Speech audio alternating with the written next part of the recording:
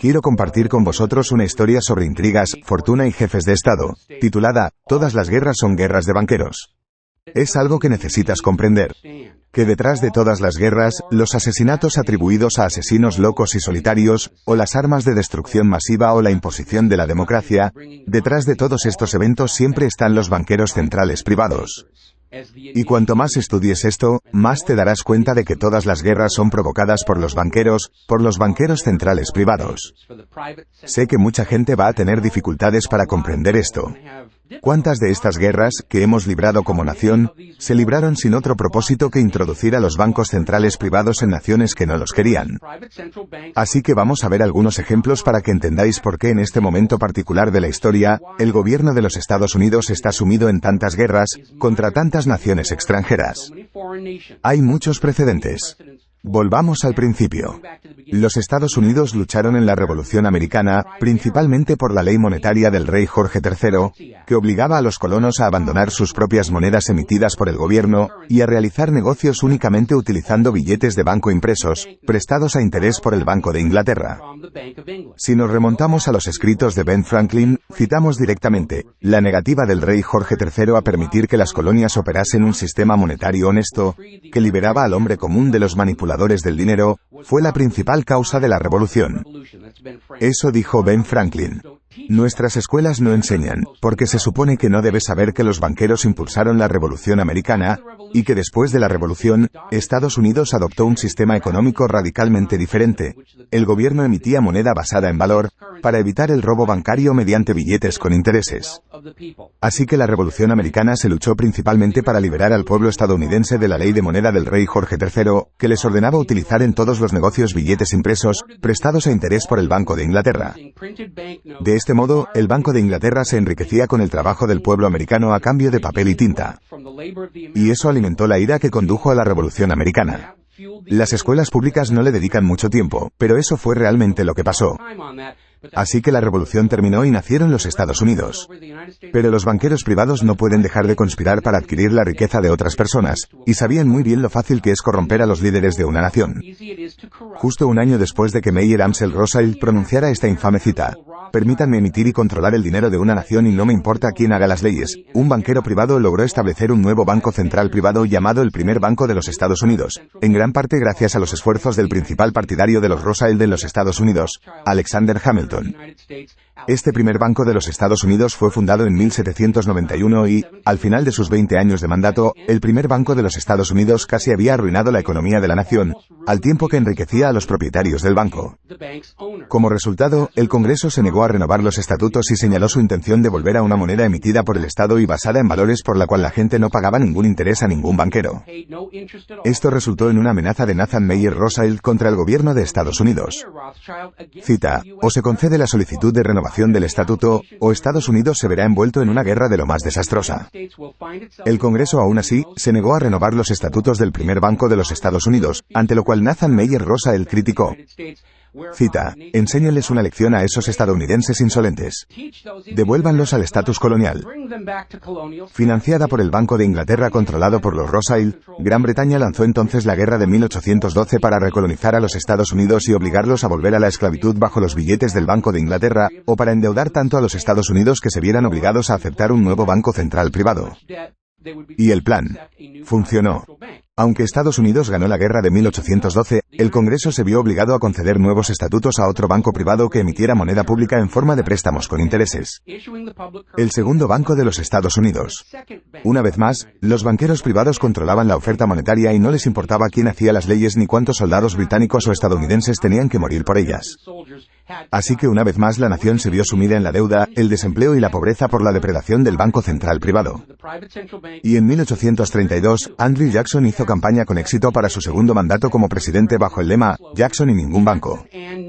Fiel a su palabra, Jackson logró bloquear la renovación de los estatutos del segundo Banco de los Estados Unidos.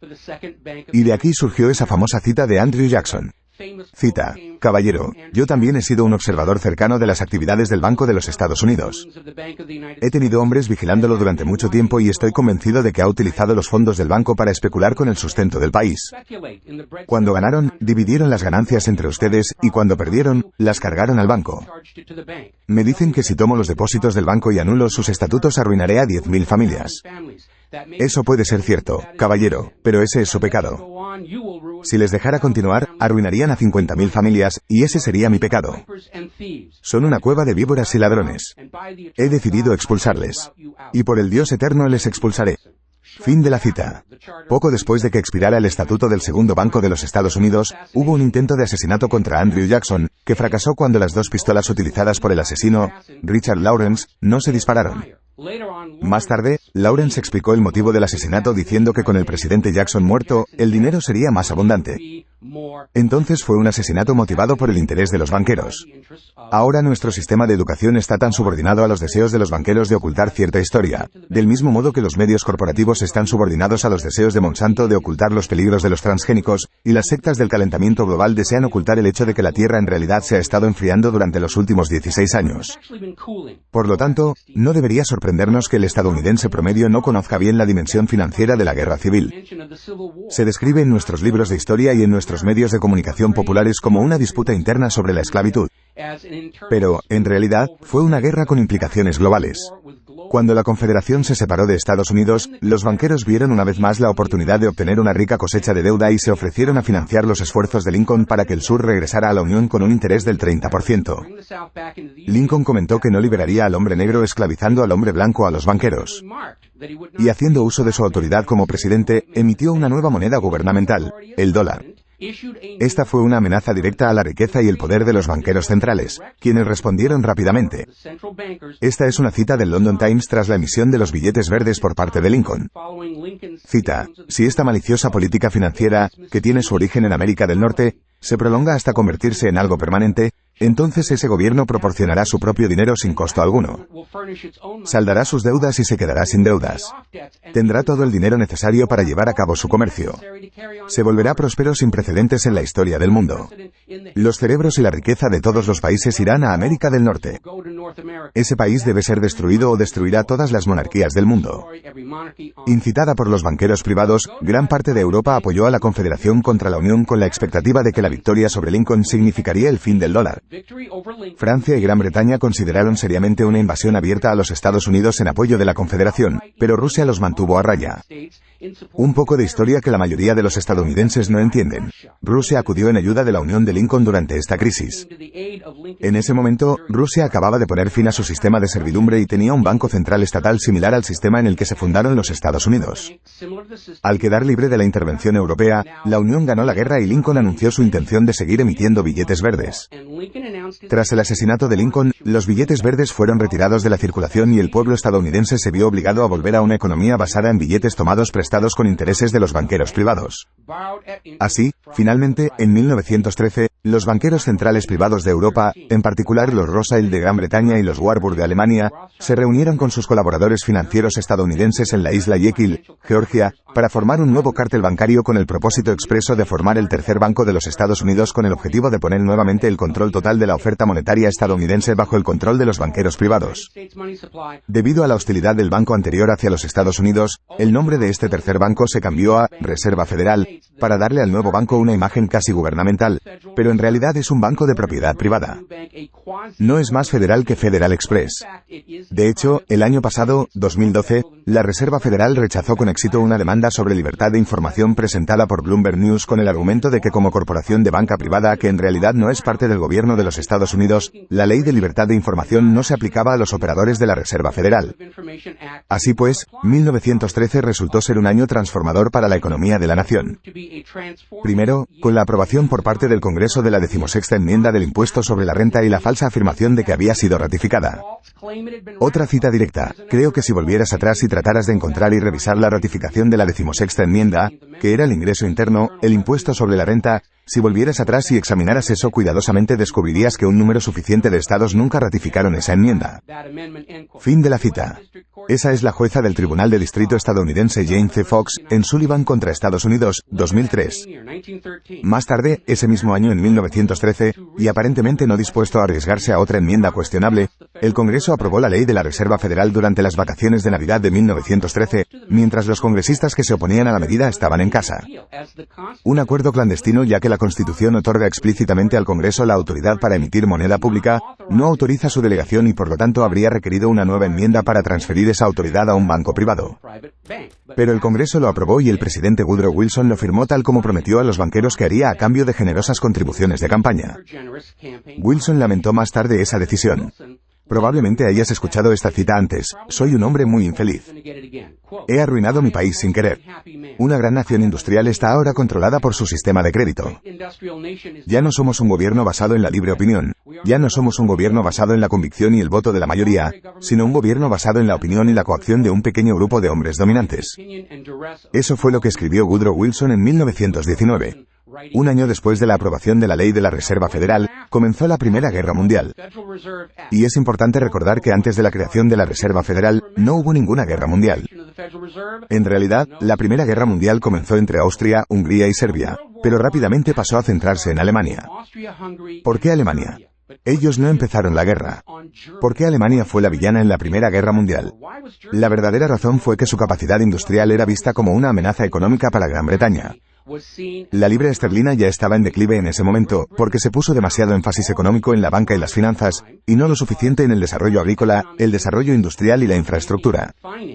Muy parecida a la situación que tenemos en los Estados Unidos en este momento. Todos los operadores financieros quieren participar en los juegos de Wall Street y otras partes de la economía están siendo descuidadas. Hemos perdido gran parte de nuestra producción, ya no somos los exportadores agrícolas que solíamos ser, porque todo el mundo está allí en Wall Street, jugando en ese gigantesco casino al aire libre. Ahora bien, la Alemania de antes de la guerra tenía un banco central privado, pero estaba bajo estricto control por parte del gobierno alemán para mantener la inflación en niveles razonables y asegurarse de que toda la economía alemana estuviera adecuadamente financiada. Tal como hizo Putin con su banco central hace aproximadamente un mes.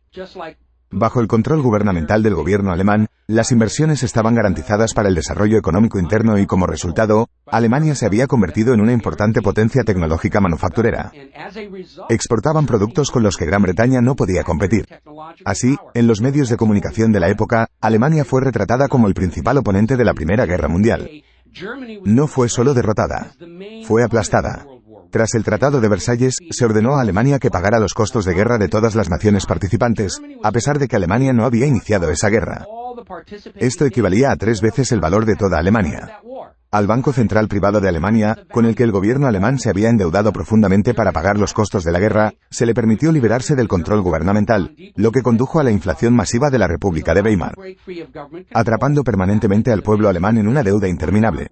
Y los especuladores de dinero estaban desenfrenados, y eso llevó a situaciones en las que literalmente tenías una canasta entera llena de billetes para conseguir una barra de pan.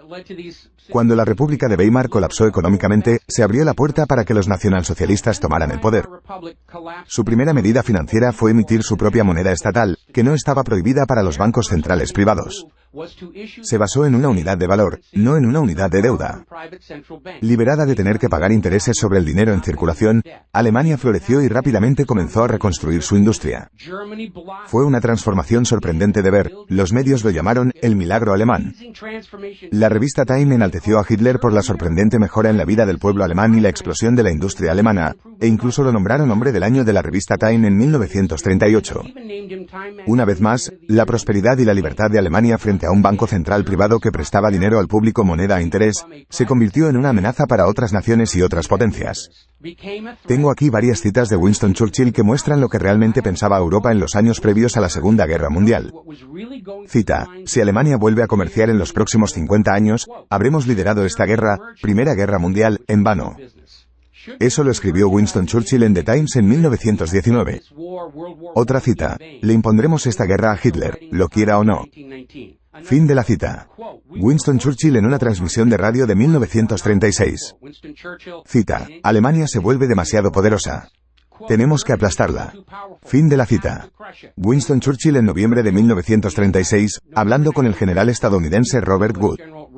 Cita: esta guerra es una guerra inglesa y su objetivo es la destrucción de Alemania. Winston Churchill, transmisión de otoño de 1939. Todo era cuestión de economía y rentabilidad.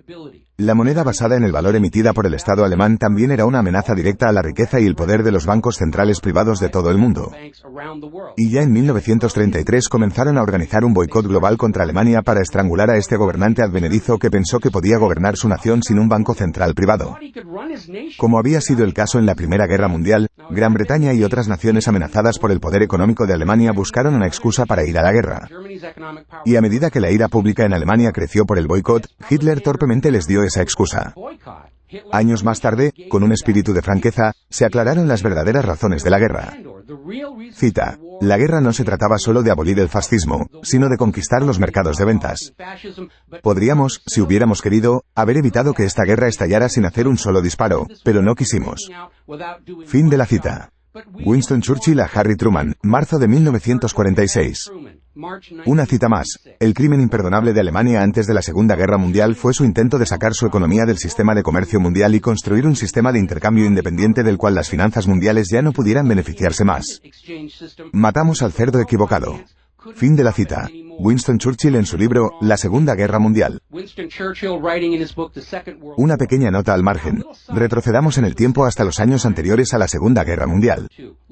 Un poco de historia que muchos estadounidenses aún desconocen por completo. Involucra a un general de división del cuerpo de marines llamado Smedley Butler.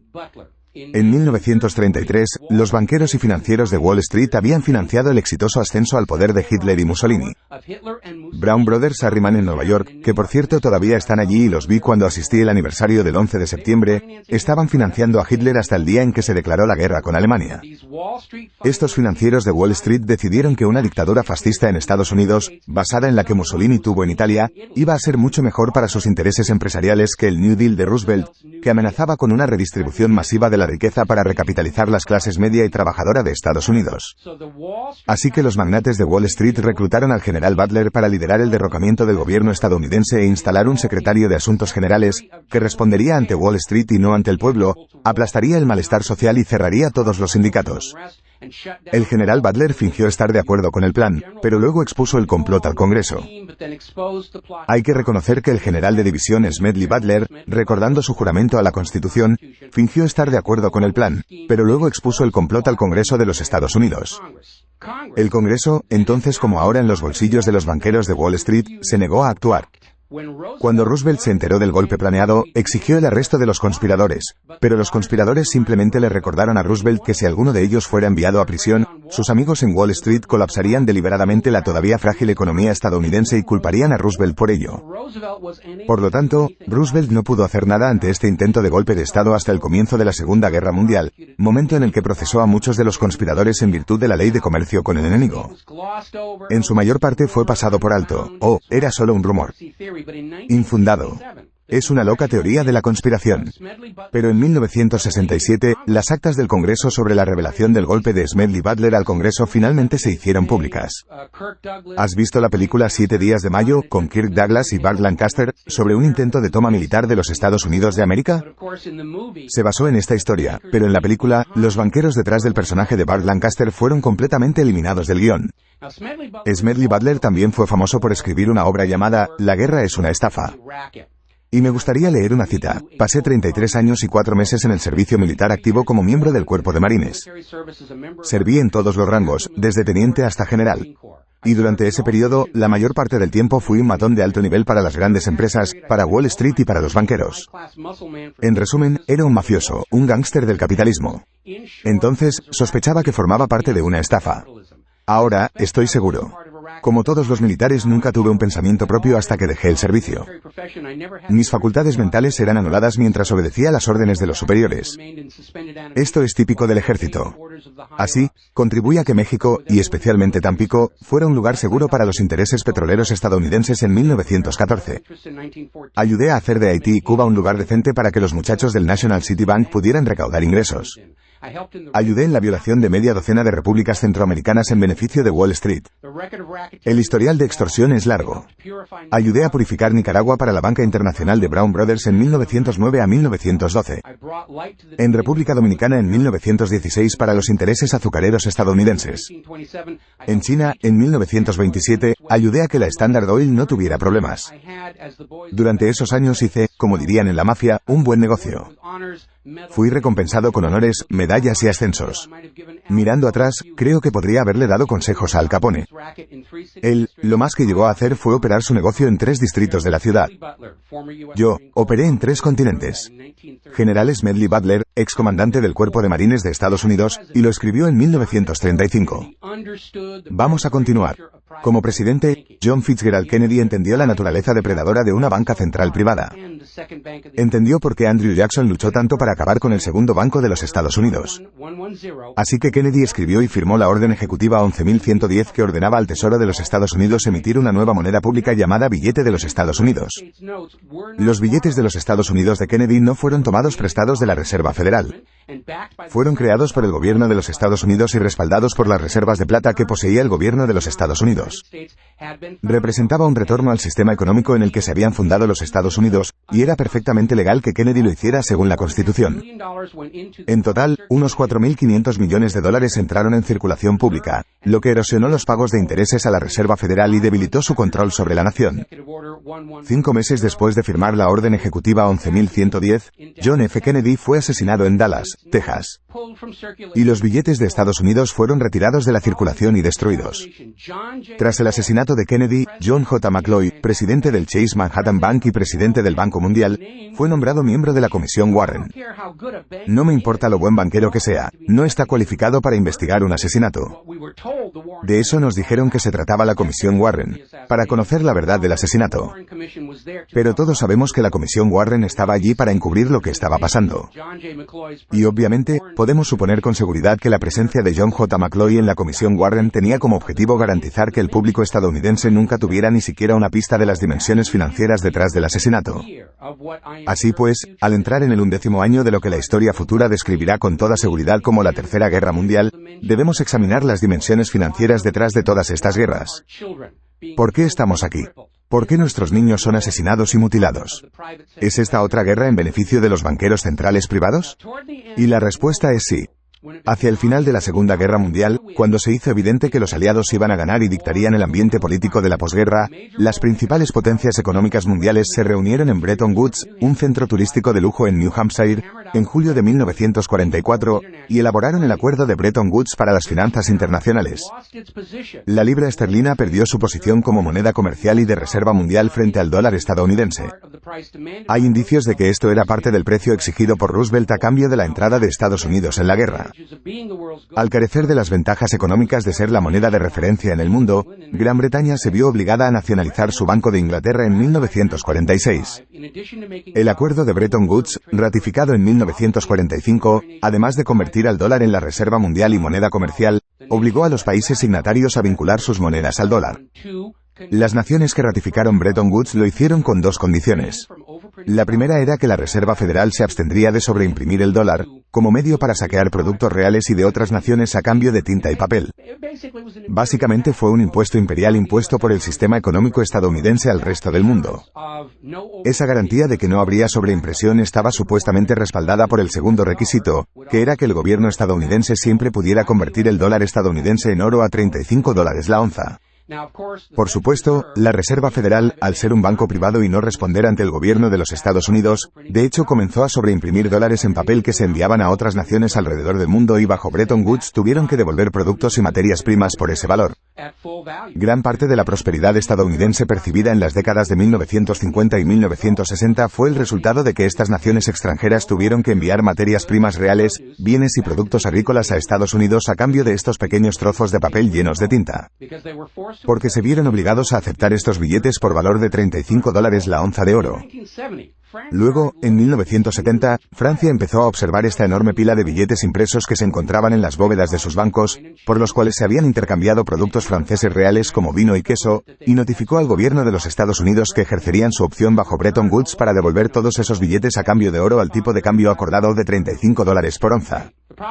El problema era que Estados Unidos no tenía ni de lejos el oro para canjear todos esos billetes.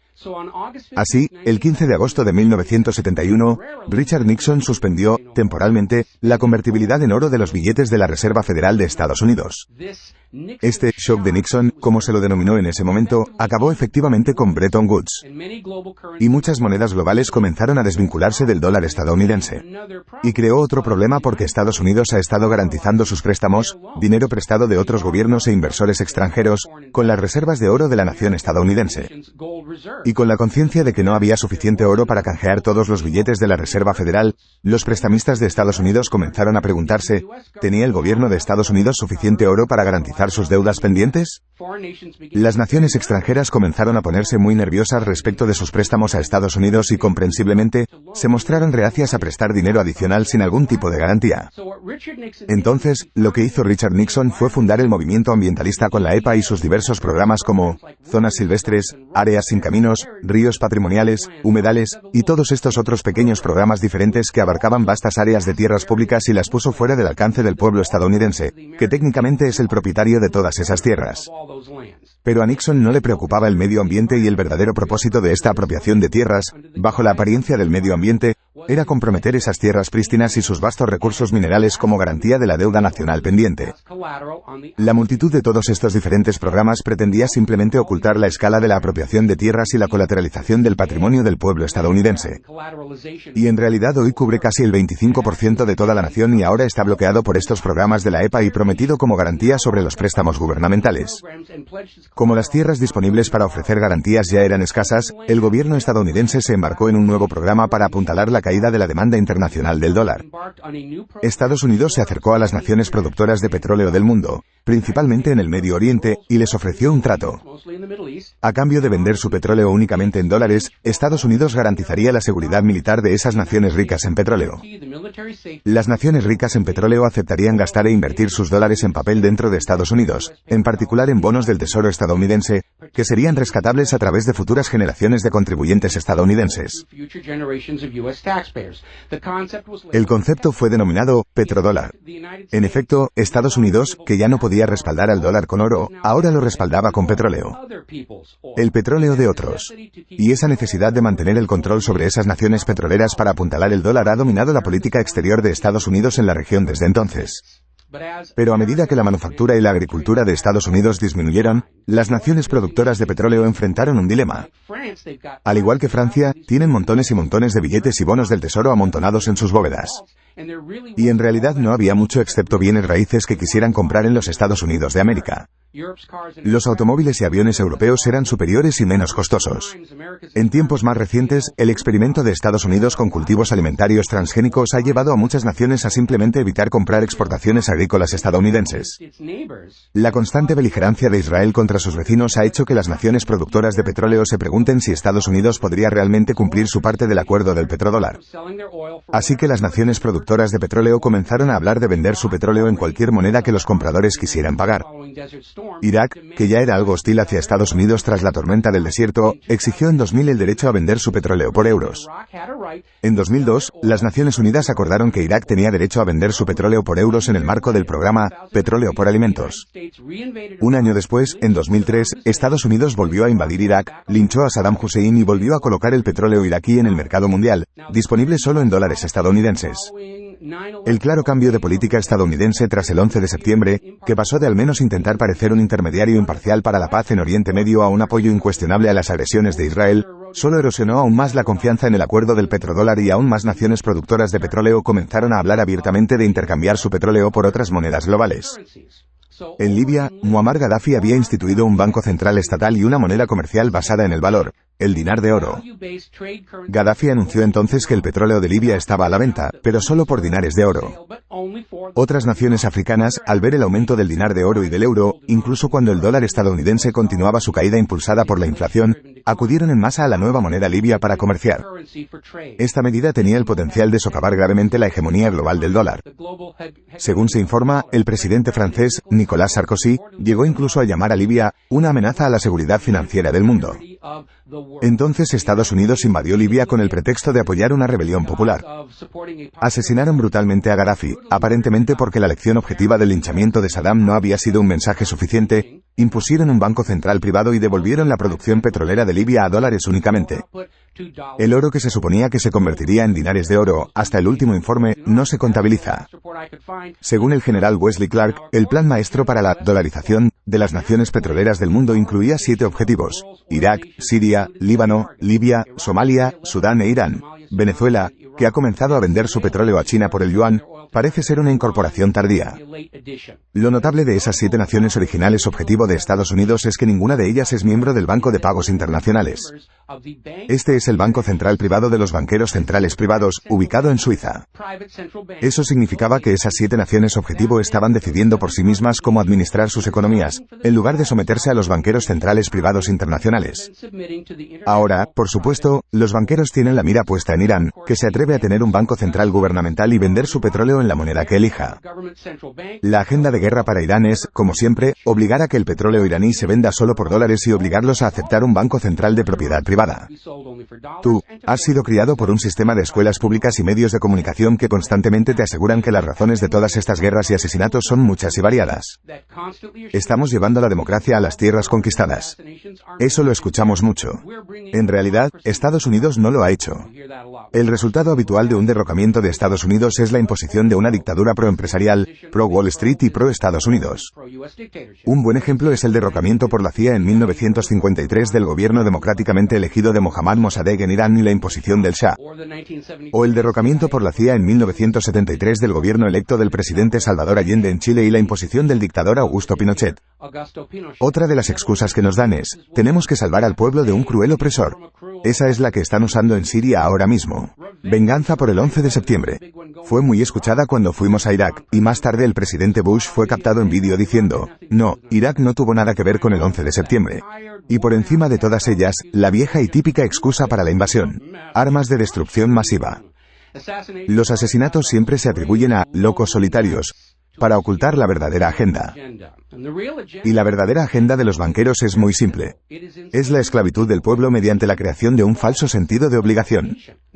Ahora bien, esa obligación es falsa porque el sistema de banca central privada, por diseño, crea más deuda que dinero para pagar la deuda. No hay salida tal como está configurado. Es imposible escapar mientras siga sus reglas. Es necesario comprender que la banca central privada no es ciencia. Es una religión. Es un conjunto de reglas arbitrarias creadas para beneficiar al sacerdocio, es decir, a los banqueros, y se apoya solo porque la gente cree que así es como se supone que debe ser. Es una religión. Es un conjunto de reglas arbitrarias creadas para beneficiar al sacerdocio, es decir, a los propietarios de los bancos centrales privados. El fraude persiste, con resultados a menudo letales, solo porque a la gente se le lava el cerebro haciéndoles creer que así es como se supone que debe ser la vida. Que no existe ninguna alternativa, o que ni siquiera debería soñarse con ella. Este mismo enfoque, o el mismo lavado de cerebro, se aplicaba a 2 sistemas anteriores de esclavitud: gobierno por derecho divino y esclavitud. Ambos sistemas se crearon para engañar a la gente y lograr que obedecieran, y ahora la civilización moderna los reconoce como ilegítimos. Así que ahora estamos al borde de una nueva era en la historia en la que reconoceremos que el gobierno de la deuda, o el gobierno de los banqueros centrales privados que emiten moneda pública como un préstamo con intereses, es igualmente ilegítimo. Solo funciona mientras la gente se permita creer que así es como se supone que debe ser la vida. Es necesario comprender algo sobre el núcleo del problema. Los bancos centrales privados no existen para servir al pueblo, a la comunidad o a la nación. Los bancos centrales privados existen para servir a sus propietarios. Hacerlos ricos más allá de los sueños del rey Midas. Todo por el coste de tinta y papel, el soborno preciso al funcionario adecuado y los asesinatos ocasionales. Pero detrás de todas estas guerras y todos estos asesinatos, de los más de 100 millones de horribles muertes de todas estas guerras, se esconde una única política de dictadura financiera. Los banqueros centrales privados solo permiten que los gobernantes gobiernen bajo la promesa de que el pueblo de la nación será esclavizado a los bancos centrales privados. Los gobernantes que no estén de acuerdo serán asesinados. Su nación será invadida por otras naciones todavía esclavizadas por bancos centrales privados. Los propios banqueros no luchan en estas guerras, sus hijos no están en estas guerras. Si una nación intenta liberarse de los banqueros centrales privados como Libia, todas las demás naciones bajo el control de los banqueros se echan encima y la destruyen. Este llamado choque de civilizaciones, del que hablan los medios corporativos, es en realidad una guerra entre sistemas bancarios. Con los banqueros centrales privados imponiéndose al resto del mundo sin importar cuántos millones deban morir por ello. La constante incitación al odio contra los musulmanes que se ve en los medios radica en este simple hecho. Al igual que los antiguos cristianos, antes de los caballeros templarios, los musulmanes prohibían la usura o el préstamo a interés porque veían en la antigüedad, como en Roma, cómo estas prácticas bancarias podían destruir una sociedad entera. Y esa es la razón por la que nuestro gobierno y nuestros medios insisten en que los musulmanes deben ser odiados, asesinados y convertidos. Se niegan a ser esclavos de las deudas. Eso los convierte en una amenaza para el orden natural del mundo. El nuevo orden mundial de una dictadura fascista global. Así que tus hijos deben ir a la guerra, a derramar su sangre por el oro de los adictos al dinero. Apenas sobrevivimos a las dos últimas guerras mundiales. Ahora entramos en la tercera etapa de la era nuclear y de las armas biológicas. Es muy peligroso. Tenemos que preguntarnos, ¿están los banqueros centrales privados dispuestos a correr el riesgo de incinerar el planeta entero por su codicia? Parece que sí. Vosotros como padres, como hermanos, como cónyuges, debéis preguntaros, ¿de verdad quieres ver a tus seres queridos uniformados, asesinados y lisiados, todo por un balance bancario? El objetivo de lo que estoy compartiendo con vosotros, que es historia y que puedes investigar por ti mismo, es decirte que detrás del ondear de banderas, detrás de toda la propaganda, detrás de todos los locos asesinos solitarios y las armas de destrucción masiva, todas las guerras modernas que esta nación ha librado son guerras por y para los banqueros privados. Luchas y sangre derramada por terceros que desconocen la verdadera razón por la que se espera que acepten con elegancia ser asesinados y mutilados. Y el proceso es bastante sencillo. Tan pronto como el Banco Central privado emite su moneda como préstamo a interés, el público se ve obligado a endeudarse cada vez más. Cuando la gente se muestra reacia a seguir endeudándose, es cuando los economistas keynesianos exigen que el gobierno se endeude más para mantener funcionando el esquema piramidal. Cuando tanto el pueblo como el gobierno se niegan a pedir más préstamos, es cuando comienzan las grandes guerras, para endeudar aún más a todos para pagar la guerra y después de la guerra pedir prestado aún más para reconstruir. Y cuando estas horribles guerras terminan, la gente común y corriente tiene básicamente lo que tenía antes de la guerra, excepto que sus cementerios son mucho más grandes y todos están endeudados con los banqueros privados durante el próximo siglo. Por eso Brown Brothers Harriman en Nueva York estaba financiando el ascenso de Adolf Hitler. Porque la guerra es la cosecha más rica del banquero. Todos debemos reconocer que de eso se han tratado todas estas guerras. La banca central privada amplía su dominio, imponiendo su voluntad a las naciones que no la quieren. Imponen su sistema a los gobernantes de las naciones que no lo quieren. Sobornos, chantajes, asesinatos. Harán cualquier cosa para mantener su control absoluto sobre la productividad de los pueblos del mundo. Y mientras se permita la existencia de bancos centrales privados, tan seguro como que la noche sigue al día, habrá pobreza, desesperanza, millones de muertes en guerras mundiales interminables hasta que la tierra misma sea sacrificada en llamas al dios de la avaricia. El camino hacia la verdadera paz mundial pasa por la abolición de toda banca central privada en todas partes. Y un retorno a las monedas emitidas por el Estado y basadas en valor que permiten a las naciones y a las personas prosperar a través de su propio trabajo, desarrollo y esfuerzo. Bien, antes mencioné a los caballeros templarios. Antes de los caballeros templarios, el cristianismo, al igual que el islam, prohibía la usura porque el cristianismo, gran parte del cristianismo ortodoxo, salió de Roma y vieron de primera mano lo que hacen las economías basadas en la deuda, incluso al Imperio Romano. Lo habían visto de primera mano, por lo que prohibieron la usura, y los caballeros templarios básicamente pudieron sobornar o chantajear al Papa para obtener una dispensa especial que les permitiera alquilar dinero, como lo llamaban. No lo llamaron usura, lo llamaron dinero de alquiler. Los caballeros templarios fueron los pioneros en muchas prácticas bancarias predatorias modernas y hundieron a Europa en una deuda impagable hasta que finalmente el rey francés Felipe IV, también conocido como Felipe el Hermoso, Tomó la única solución posible. Felipe entendió que mientras sigas las reglas de los banqueros, que crearon para servirse a ellos mismos, estarás irremediablemente atrapado. Así que tomó una decisión extrema y sabía que iba a ser demonizado por ello, pero conociendo la historia de los templarios no tenía opción. Envió mensajes a todas las regiones de Francia, órdenes secretas al mismo tiempo, en el mismo momento, el mismo día, y todos los templarios fueron arrestados y sus comandancias, que es como llamaban a sus bancos, fueron asaltadas en busca de riqueza saqueada. No encontraron mucha. Era un imperio de papel. Al igual que la Reserva Federal. Todo está basado en papel. No hay nada de valor real allí, son todo notas de papel. Y envió a los templarios a prisión y ejecución, excepto en Escocia y Portugal, donde el Papa y el rey Felipe no tenían mucho control.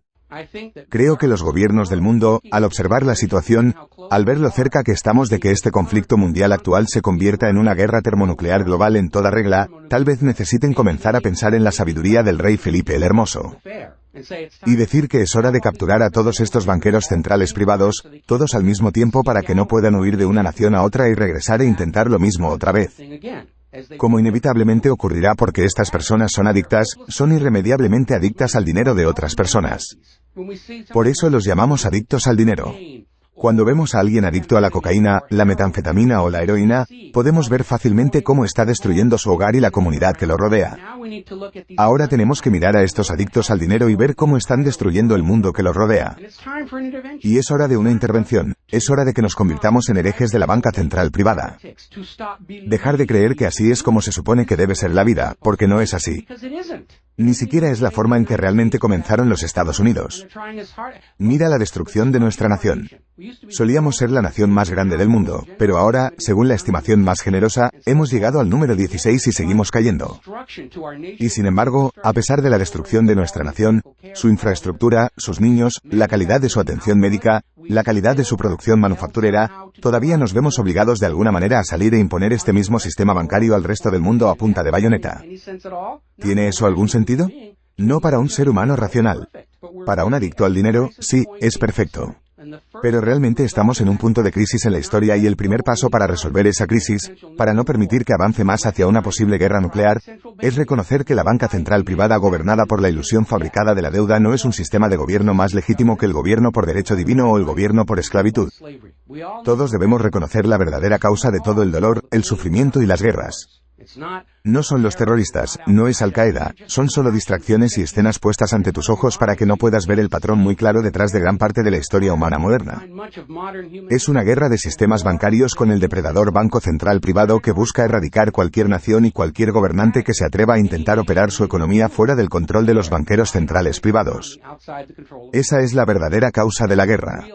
¿Es algo por lo que estás dispuesto a luchar y morir? ¿Apoyar a estos banqueros centrales privados es algo por lo que estás dispuesto a dejar que tus hijos, hijas, hermanos y hermanas sean volados en pedazos? ¿Para que los adictos al dinero puedan tener un poquito más de oro? ¿Un número un poco más grande en su cuenta para tener la emoción de hoy? ¿Su dosis de dinero que se compra con la sangre de tus hijos? No lo creo, pero ha llegado el momento de señalar cuál es realmente la causa de todas las causas detrás de todas las guerras y sufrimientos que nuestro planeta y nuestra gente está teniendo que soportar. El enemigo común de toda la humanidad son los bancos centrales privados que emiten moneda pública únicamente a interés. Como lo mostrará la historia, harán cualquier cosa, incluso guerras globales, para mantener su control sobre el futuro bienestar económico y la productividad de todos. No somos una sociedad libre. Los medios nos dirán que somos libres, pero no lo somos. Somos esclavos, nuestras cadenas de esclavos están hechas de papel y ese papel es el billete de la Reserva Federal.